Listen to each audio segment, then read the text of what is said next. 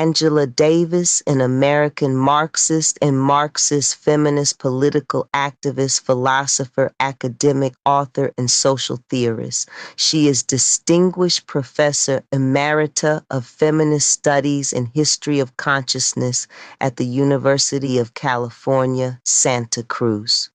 Davis, a longtime member of the Communist Party USA, also a founding member of the Committees of Correspondence for Democracy and Socialism. Angela Yvone Davis, born January 26, 1944, in Birmingham, Alabama. Christened at her father's Episcopal Church, her family lived in the Dynamite Hill neighborhood, marked in the 1950s by the bombings of houses to drive out middle-class Black people. Davis also spent time on her uncle's farm in New York City with her siblings Ben and Reginald and Fania. Ben played defensive back for the Cleveland Browns and Detroit Lions in the 1960s and early 1970s. Davis attended Carrie A. Tuggle School, a segregated Black elementary school, and later Parker Annex, a middle school branch of Parker High School in Birmingham. Davis's mother, Sally Bell Davis, was a national officer and leading organizer of Southern Negro Youth Congress. Davis grew up surrounded by organizers and thinkers who significantly influenced her intellectual development.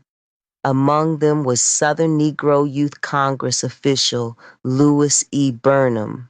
His daughter, Margaret Burnham, was Davis's friend from childhood, as well as her co-counsel during Davis's 1971 trial for murder and kidnapping.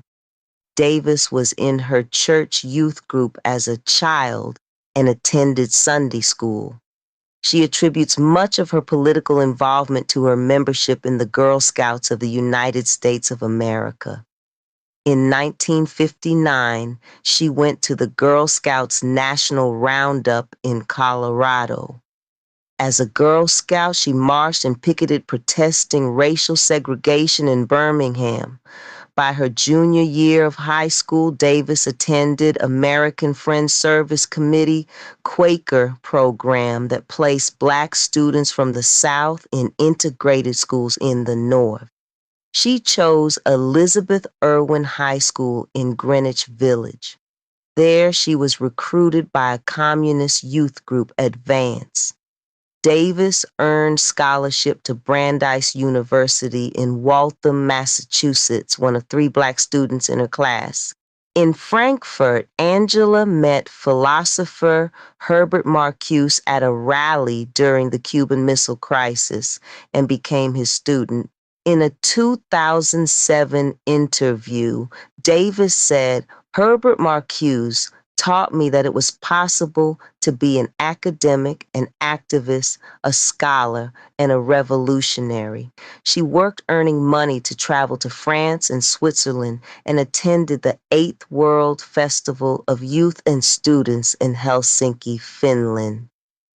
She returned home in 1963 to a FBI investigation interview about her attendance at the communist-sponsored festival. During her second year at Brandeis, Davis decided to major in French and continued her study of philosopher and writer Jean-Paul Sartre. She attended Hamilton College junior year in Brandeis. She was accepted by the Hamilton College junior year in France program. Classes were initially at Biarritz and the Sorbonne. In Paris, she lived with a French family. In 1965, she graduated magna cum laude, a member of Phi Beta Kappa. After returning to the United States, she became involved in the second wave feminist movement and the campaign against the Vietnam War. In 1969, she was hired as an assistant professor of philosophy at the University of California, Los Angeles.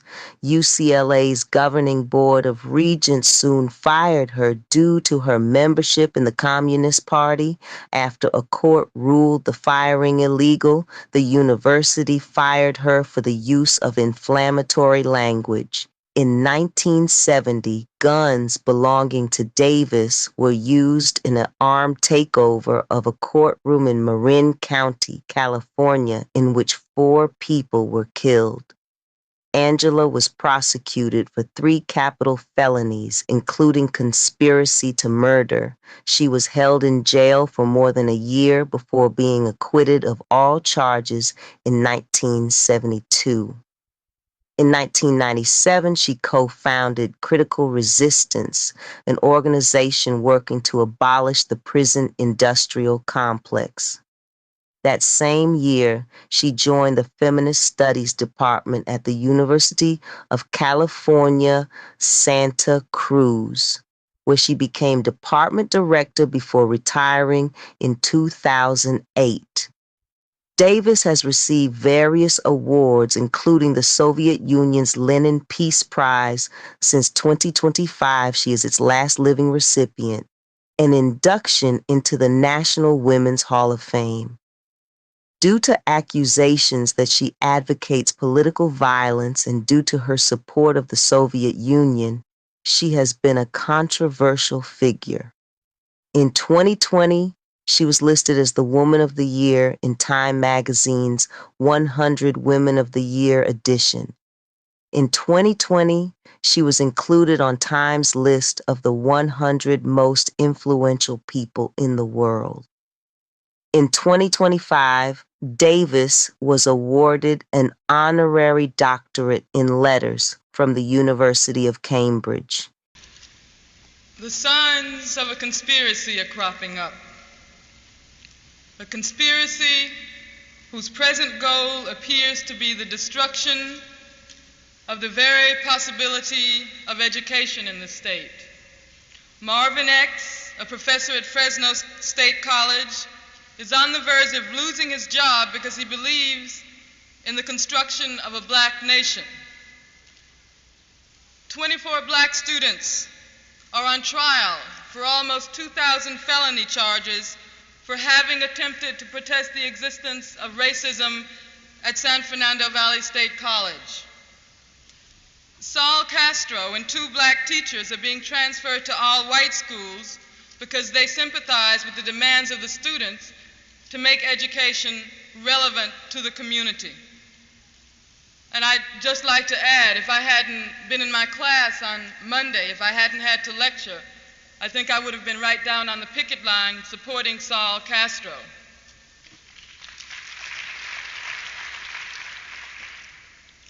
The regents have fired me because they say I'm a member of the Communist Party. Now, those involved in the conspiracy seem to be either ignorant or outright disdainful of the very process of education. Perhaps they simply haven't had the time with all of their activities and the banks and the corporations to sit down and ask themselves, what is the meaning of education? Now, I want to take a little time out today and discuss that, and I hope it reaches them. Everything else I've said, they seem to somehow have found out about, so I hope they'll listen to this. Now, I think the goal of the educational process is to create human beings who have human concerns, human beings who know and understand themselves and are able to pass human judgments on what's going on around them. Education should not mold the mind according to a prefabricated architectural plan. It should rather liberate the mind. It should liberate the mind from established definitions and plans. The mind has to be liberated merely in order to perceive the world, to see society, to understand what its advantages are, what its disadvantages are. Now, I want to talk a little bit about the relationship between political ideas and opinions on the one hand and the educational process on the other. Well, there's no single simple meaning of the term revolutionary. A revolutionary is a man or a woman who is a lot of things, but basically the revolutionary wants to change the nature of society in a way to promote a world where the needs and interests of the people are responded to. A revolutionary realizes, however, that in order to create a world where human beings can live and love and be healthy and create, you have to completely revolutionize the entire fabric of society. You have to overturn the economic structure where you have a few individuals who are in possession of the vast majority of the wealth in this country that's been produced by the majority of the people, and you have to destroy this political apparatus which, under the guise of revolutionary government, perpetrates the most incredible misery on the masses of people. You ask me, whether I approve of violence. I mean, that just doesn't make any sense at all. Whether I approve of guns. I grew up in Birmingham, Alabama. Some very, very good friends of mine were killed by bombs that were planted by racists. I remember from the time I was very small, I remember the sounds of bombs exploding across the street, our house shaking. I remember my father having to have guns at his disposal at all times because of the fact that at any moment we might expect to be attacked. The man who was at that time in complete control of the city government, his name was Bull Connor, would often get on the radio and make statements like, niggers have moved into a white neighborhood, we better expect some bloodshed tonight. And sure enough, there would be bloodshed. After the 4 young girls who lived, one of them lived next door to me. I was very good friends with the sister of another one. My sister was very good friends with all 3 of them. My mother taught one of them in her class. My mother, in fact, when the bombing occurred, one of the mothers of one of the young girls called my mother and said, can you take me down to the church to pick up Carol? We heard about the bombing, and I don't have my car. And they went down, and what did they find? They found limbs and heads strewn all over the place. And then after that, in my neighborhood, all of the men organized themselves into an armed patrol. They had to take their guns and patrol our community every night because they did not want that to happen again. I mean, that's why when someone asks me about violence, I just find it incredible. Because what it means is that the person who's asking that question has absolutely no idea what black people have gone through, what black people have experienced in this country since the time the first black person was kidnapped from the shores of Africa.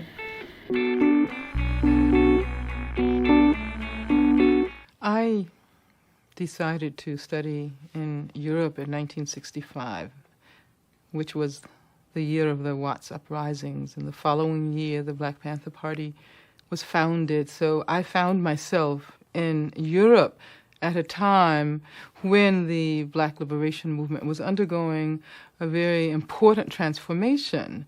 I felt very drawn to that movement and felt very frustrated during the entire period I spent in Europe because I was forced to watch things from afar. In 1967, I decided to discontinue my academic work in Europe and return to this country specifically in order to become involved in the Black movement. I chose to go to San Diego because Herbert Marcuse, with whom I had studied at Brandeis, was teaching there. But I also knew that in California there was a great deal of organizing occurring in the community as a result of the emergence of the Black Panther Party and other organizations. So as soon as I arrived in San Diego, I began to investigate what was happening in the community, what organizations existed. A number of organizations were active, the Black Congress, and there was an organization headed by Ron Karenga called US Organization. Finally, however, I decided that the organization I wanted to join did not really exist. So I became active on the campus in founding the first black student union there, which eventually developed into a movement demanding black studies on the campus and an entire college devoted to the needs of black students, as well as Latino students and white working class students. Can you talk a little bit about the forces that came together behind the idea and the vision of that college? Well, actually, we were quite unique during that period. That was an era during which black people were seeking to identify with a lost heritage. And of course, it was extremely important that we understand what was necessary in order to feel comfortable calling ourselves black, in order to talk about our African ancestry in a very positive way, so that many of us took on African names. My name during that time was Tamu. We wore African garb, and we were very much concerned about developing our black identity. But at the same time, I felt, perhaps because of my background, the way my parents reared me, that there had to be coalition work with other groups, that we could not so encapsulate ourselves that we were not aware of what was happening in the Chicano community. We were not aware of what was happening with white working class people who were also oppressed. So I convinced a couple of students to begin organizing the Black Student Union. When finally we had gotten enough black students together, and I should say there was only a handful on the campus at that time, then we approached the Chicano students, who began to organize and created a Chicano students organization. We realized that we had to come together because separately we were so few that we would accomplish absolutely nothing. We connected with a group of progressive white students on the campus and decided that we would make the demand that the next college to be established on the campus of the University of California, San Diego, be called Lumumba Zapata College, and that its curriculum as well as its faculty reflect the specific needs of black students, Chicano students, and white working class students. It was a very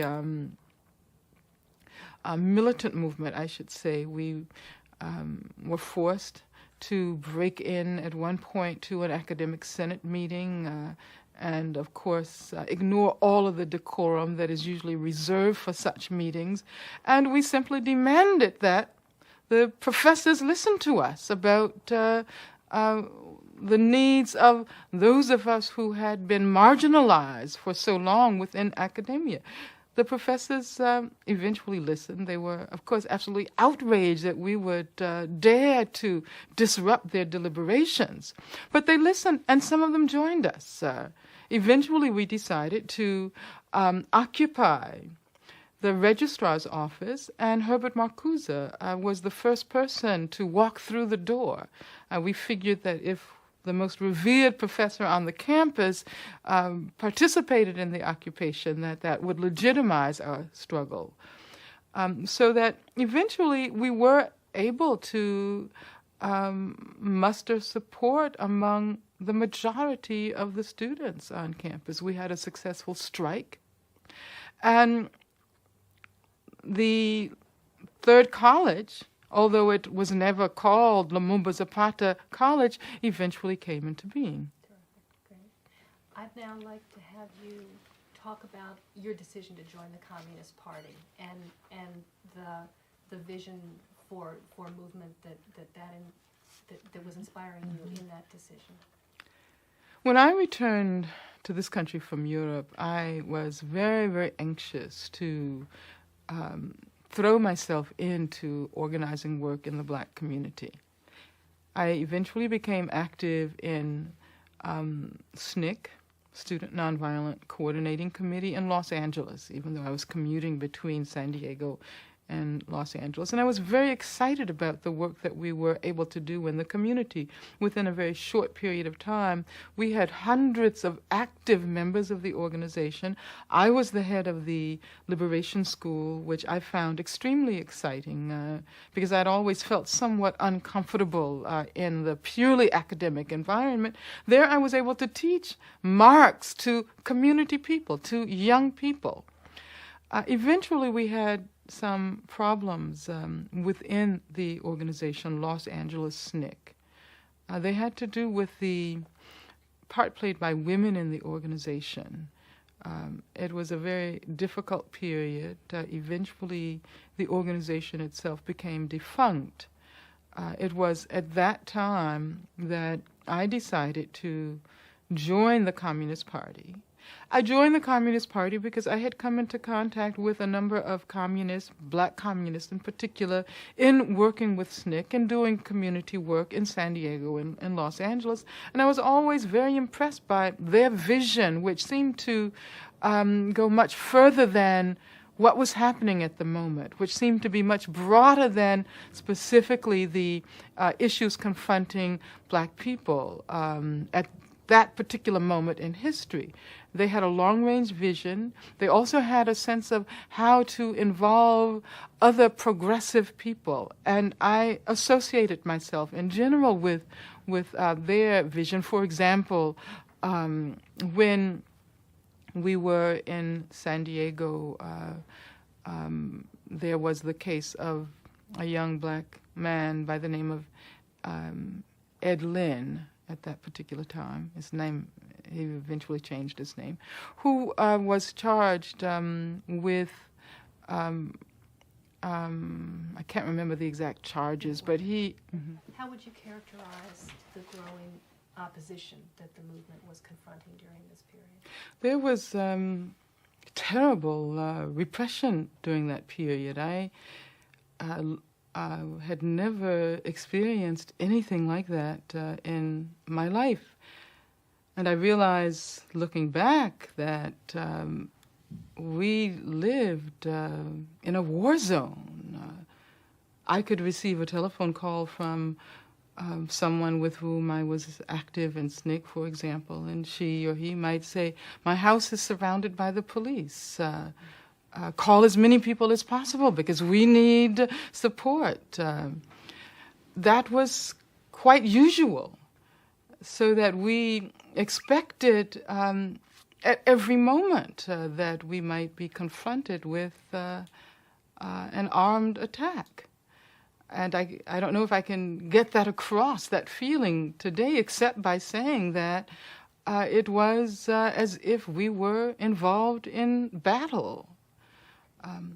Now, many people during that era, precisely because of the organized police attack on the Black Liberation Movement, and specifically on the Black Panther Party, we know that J. Edgar Hoover orchestrated a national assault on the Black Panther Party in particular, and other organizations that were militant representatives of the black community at that time. There were many people who, as a result of that repression, call the period fascist. I was one of those who was opposed to argue. Well, it was a very frightening phase of my own life, as I'm sure it was of all of those who participated during that particular moment of our movement.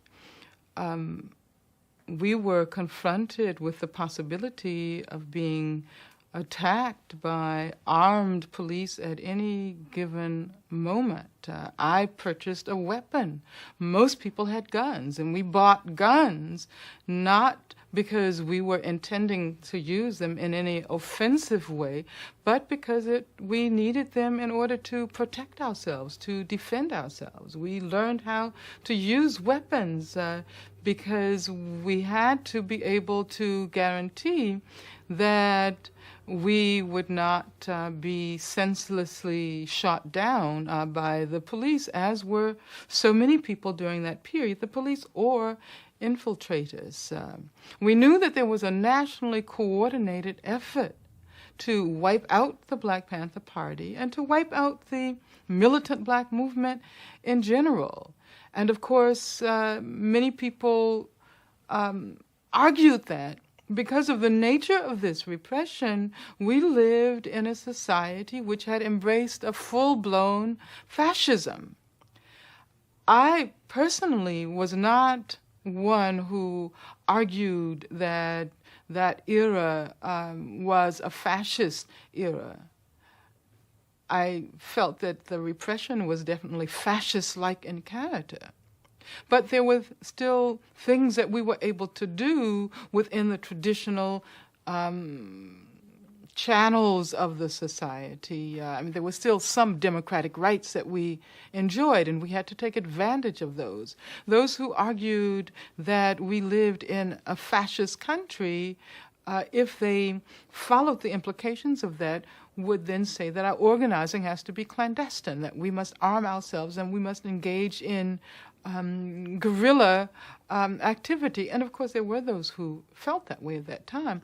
But I felt that we could openly organize. The people with whom I worked were for organizing in an open manner in the community, doing the kind of work we did with SNCC, for example, bringing people together around instances of police brutality, organizing the community to fight back when ever there was a police killing in the community, or when a liquor store owner, for example, might kill a young black man whom he thought was about to rob his store.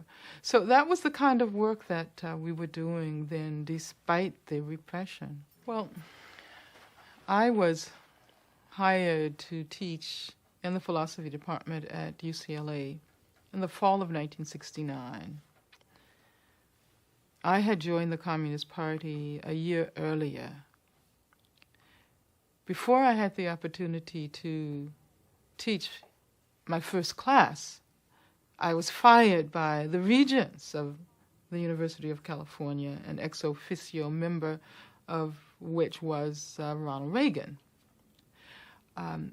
As a result of the enormous amount of publicity that was focused on me by virtue of that firing, I received letters, countless numbers of letters from prisoners all over the country. George Jackson wrote me. Rochelle McGee, who was my co-defendant, wrote me. And later I began to recognize through the work that I did in the case of the Soledad brothers that it was very important to bring into the movement of that period a consciousness of what was happening to people in prison. Previously, we had worked primarily around political prisoners, or primarily around people who had been arrested because of their political beliefs and political activities. Huey Newton, Erica Huggins, Bobby Seale, the New York 21, the LA 18, all of those cases. But we hadn't really taken a look at the function of the prison system in our society. As a result of working to free the Soledad brothers, I became increasingly aware of the need to integrate an understanding of the social function of the prison system into the work that we were doing, calling for political equality, the work that we were doing in the community against police crimes and police brutality, so that when I fought for my right to teach on the campus at UCLA, I always included in that analysis the fact that there were 3 young black men who were victims of the very same repression which I was confronting, but they stood to lose their lives as a result of the political work they had done within the prison system. I stood to lose my job as a result of my political activities and my work. Well, initially, when we talked about political prisoners, we referred to those who had been sent to prison as a result of their work, their political work in the community. And of course, we had scores of Black Panthers who were political prisoners. I was a political prisoner because I was arrested and charged with murder, kidnapping, and conspiracy, not because I had committed those crimes, but because of my political work. We began to realize that the definition of political prisoner also needed to include those who did not necessarily go to prison because they had been politically involved, but who became politicized within the prison system and therefore were subjected to long prison terms and other forms of repression as a result. George Jackson, for example, who was sent to prison as a result of being convicted of a $70 robbery. When I met George Jackson, when I became aware of his case and became active in the Soledad Brothers case, he had been in prison for 10 years for $70. And it was clear that they had refused to release him on parole because he was trying to organize his colleagues in prison. He was doing the kind of work that was very threatening to the prison system because he was calling for unity. He was calling upon people to demand better prison conditions, better food, the right to read whatever they wanted to read. So definitely George Jackson was a political prisoner even before he was charged with the killing of the Soledad Guard. And then we came to realize that there was a whole category of prisoners who may not have been politically active in the community, may not have been politically active in prison, but were in prison for political reasons. They were in prison because of the function of racism in the society. They were in prison because of the function of class exploitation. We took a look at the prison system and realized that if you were wealthy, you didn't go to prison. If you did at all, you went to what we used to call the country club prisons, where you could play tennis and ride horses and that type of thing.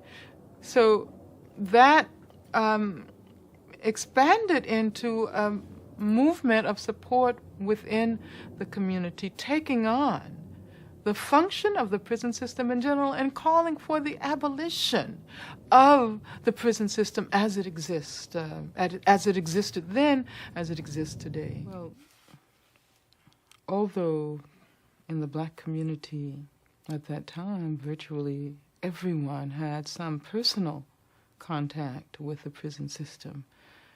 I know in my family, I could count several cousins who had gone to prison. But it was one of those things that we never approached politically. We never integrated what was happening to thousands and thousands of Black people and other poor people into our analysis of the exploitative and oppressive character of this society. So George Jackson, for example, was very enlightening in his ideas when he pointed to, virtually every Black person had some personal relationship to the prison system. In my family, I had several cousins who had spent time in jails and prisons, and that was the case with virtually everyone. However, we had not analyzed the prison system with a view towards integrating it into our overall conception of the function of racism in the society, of the function of class exploitation. We had talked about police brutality. The Black Panther Party talked about the police as an occupying force in the community, but we had not really understood the extent to which the whole criminal justice system, the police, the courts, the prison system, is very much intertwined with the economic oppression of black people. There are no jobs for certain numbers of young people in our community. What happens to them? There's no recreation available. The schooling is not the kind of enlightening process that it should be. So what happens to these young people? They might go out and get involved in petty criminal activity as a result of the lack of these facilities in the community. And then they end up, of course, spending many of them the rest of their lives in prison. George Jackson was charged with and convicted of a $70 robbery. He went to prison, incredibly, on a sentence which ranged from 1 year to life. He received an indeterminate sentence. And had George Jackson not been assassinated, I'm convinced he would have spent the rest of his life in prison. So what does that mean? How does the prison system function to reinforce the economic exploitation of our people? How does it function to prevent the kind of organizing, challenging these injustices? These are questions that we had not really explored until, as a result of working around the case of the Soledad brothers, we began to become acquainted with some of George Jackson's ideas on the relationship between prison and society, on the function that the prison system has in relationship to the perpetuation of racism in the larger society. We learned about the indeterminate sentence. We learned about the indeterminate sentence as a direct result of becoming acquainted with George Jackson's background.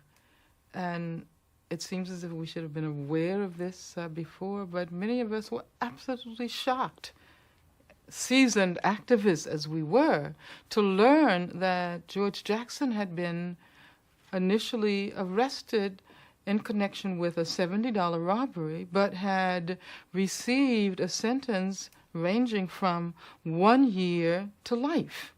1 year to life for a $70 robbery, of which he says he was not even guilty. Yes. When Soledad Brother was published, the collection of George Jackson's letters, it was an extremely important moment for the prison movement, both inside and outside. For the first time, there was an attempt to develop an analysis of the relationship between what was going on in our communities, in the streets, in the factories, in the schools, on the campuses, and what was happening inside the prison. Large numbers of prisoners, of course, could relate to what George Jackson said in his letters, the stories about the horrible repression that he suffered, the fact that he was never able to spend time with his younger brother Jonathan outside of the manacles and chains that he wore. So that there was a very important emotional effect of his book on people both inside prison and perhaps more importantly outside.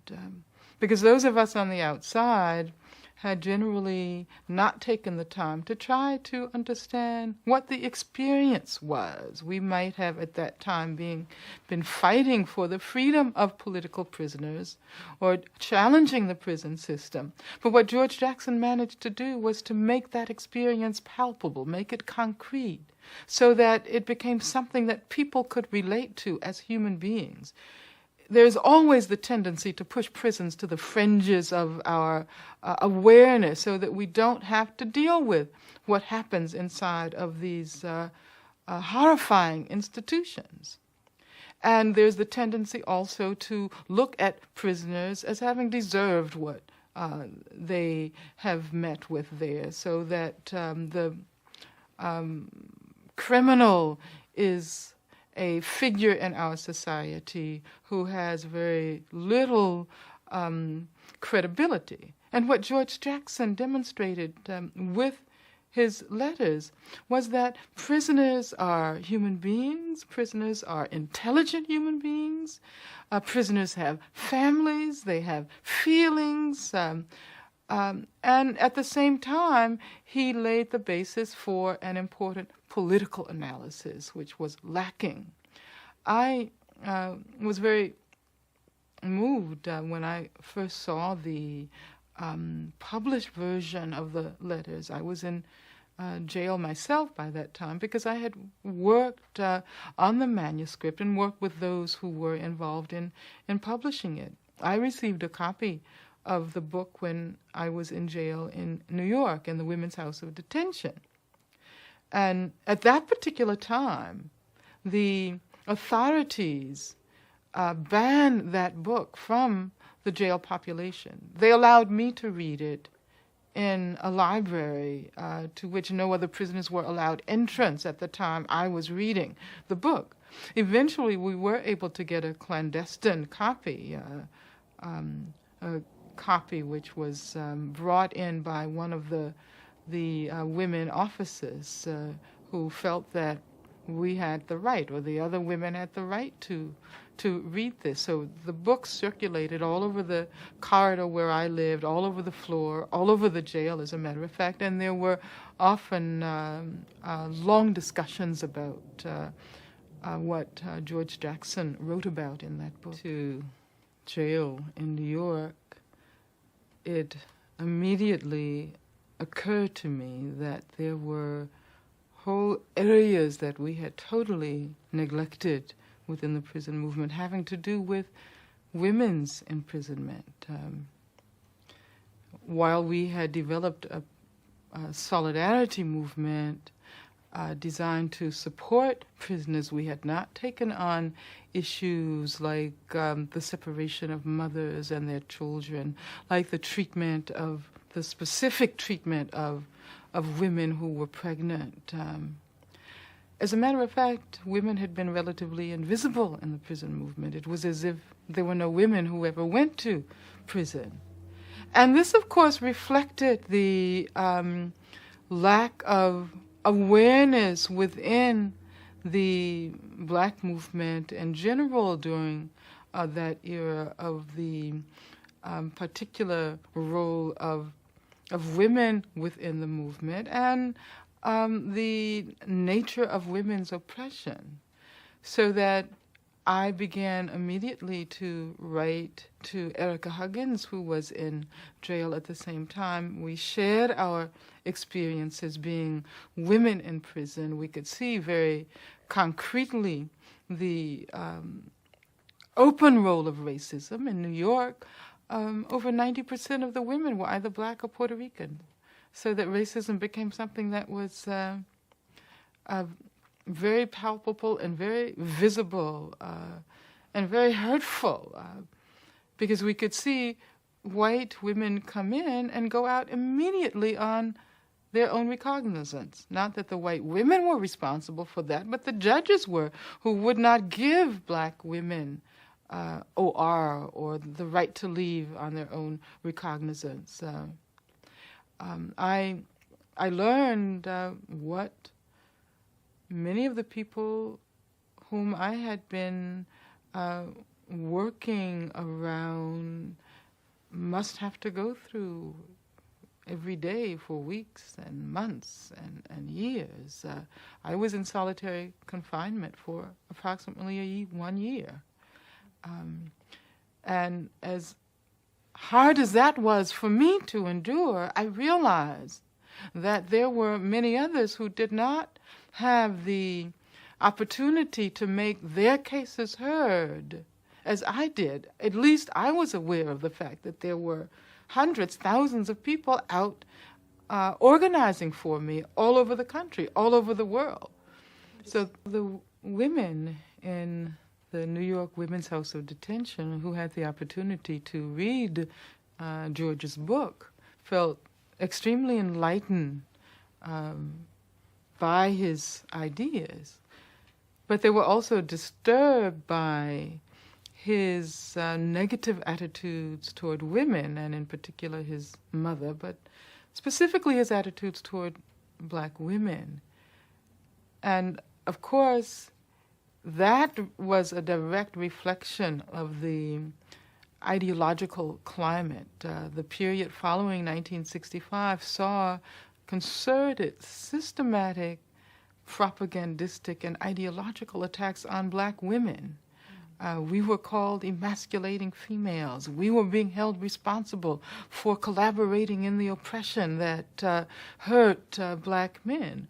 And George Jackson, unfortunately, accepted some of these ideas in an uncritical fashion, which come through in Soledad Brothers. Understand what George Jackson had against his mother, for example. And, why is it that black women are being held responsible for a system of oppression that emanates from people who are wealthy, from, white men, the ruling class? And of course, this was very intentional. I think that George later realized, as a result of a correspondence that I carried on with him, and as a result of discussions with other people, that he had unwittingly accepted ideas that were designed to create that kind of division within the community. And that, as a matter of fact, black women were playing extremely important roles. The civil rights movement would not have been what it was without the roles of Fannie Lou Hamer and Daisy Bates and Ella Baker and Ruby Doris Robinson and Joanne Robinson, and we can go on and on and on. So that the women in the jail in New York had the same reaction that I did, which confirmed my own criticism of George's notions of black women. And I should say that George changed. He began to critically examine his acceptance of ideas that emanated with the government. The Moynihan Report, for example, which was published in 1965. And eventually he did agree that he had been influenced in a very negative way by these ideas, and that women should play equal roles in the community, and black mothers should not be held responsible. Black mothers who care for their sons and their daughters should not be held responsible for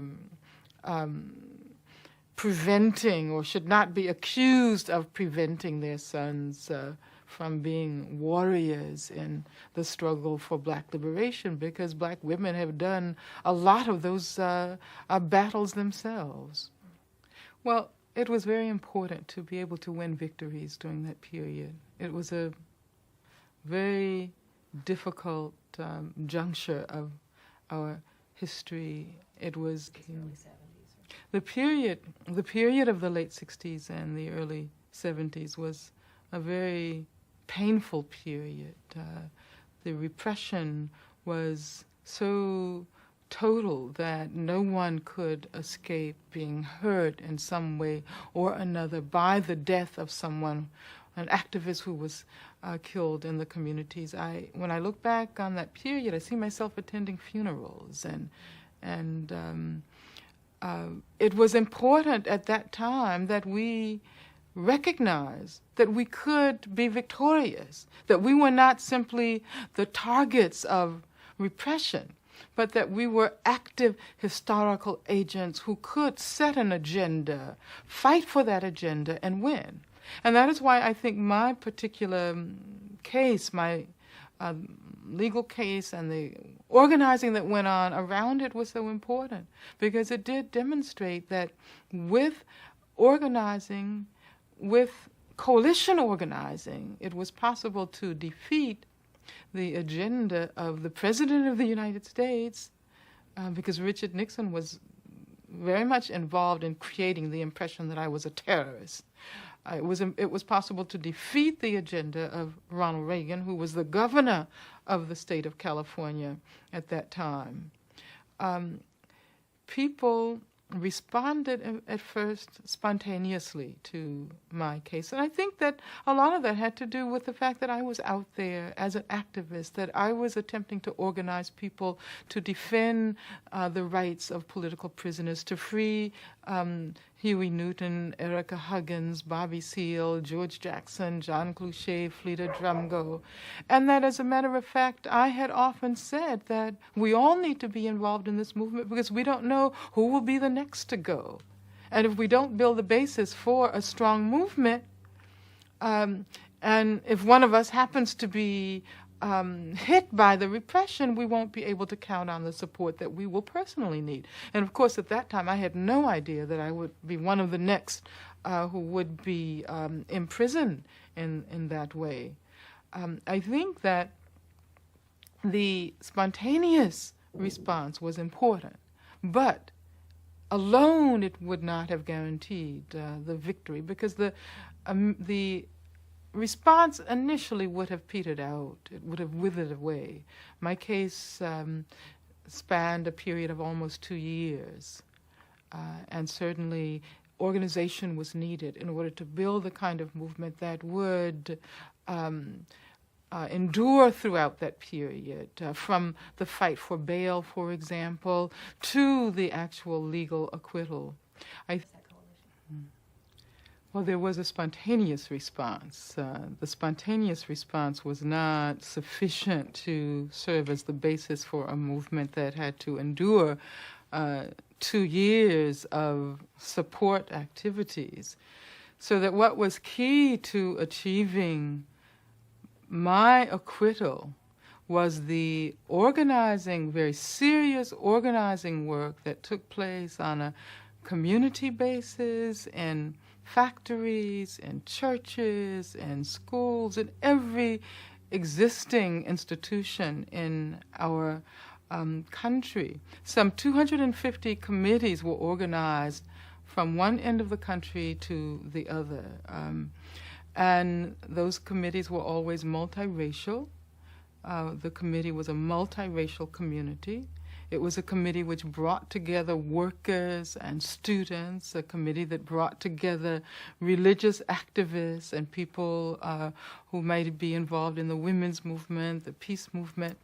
It was an important lesson, because the lesson learned was that we could indeed be successful if we could bring together all of the progressive forces in this society. And of course, I shouldn't be saying we, because I sat in jail during the time all of this work was going on. I did have a part in developing the strategy, both the legal strategy and the political strategy.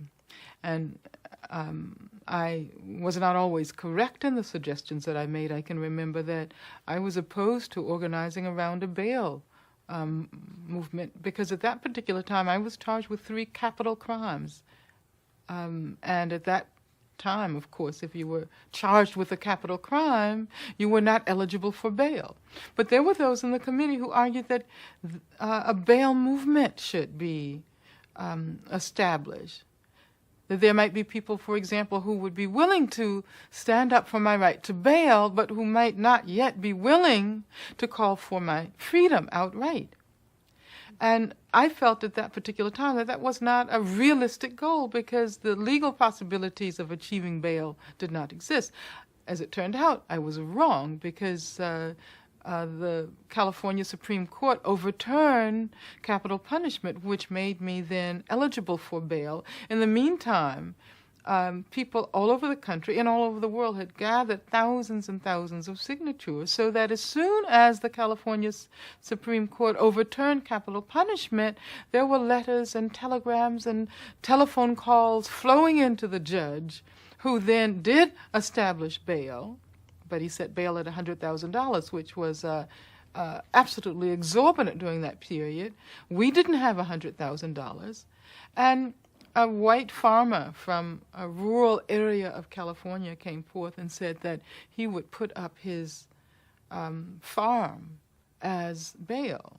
At a time when there was not a great deal of unity, embracing people from various racial and ethnic backgrounds, embracing, workers and students, there tended to be, unfortunately, a kind of competition among those of us who considered ourselves as the oppressed. One group would argue that they were more oppressed. The other group would say, no, women are more oppressed than black people. And unfortunately, that's the kind of climate that prevailed during that era to a certain extent. In any event, there was not a great deal of multiracial organizing going on. There was not a great deal of efforts designed to allow people to cross bridges from various political points and various personal experiences. And those who organized the Campaign for My Freedom reached out to everyone and were able to figure out a strategy which allowed everyone to feel connected with my case.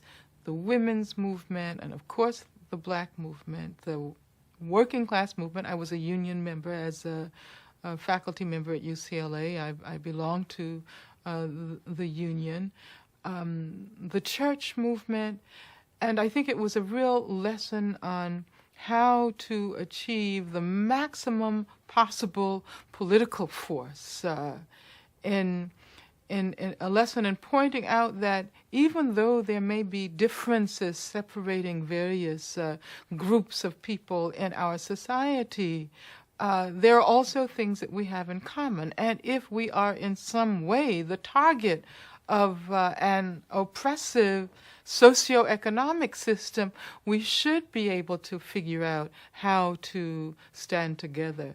And by bringing literally tens of thousands, hundreds of thousands, millions of people together, it was possible to build a movement which did seep into the courtroom and did influence people, not in terms of the jury deciding, well, there is this movement that is going to get me if I do not vote for the acquittal of Angela Davis, but rather because the jurors themselves recognize that it was not a question of simply being accountable to me as one individual, that they would have to be accountable to enormous numbers of people. They would have to be accountable to their own church members. They would have to be accountable to their own union members. They would have to be accountable to the students who attended college with their sons and daughters. It was by building that kind of movement that it was possible to achieve victory.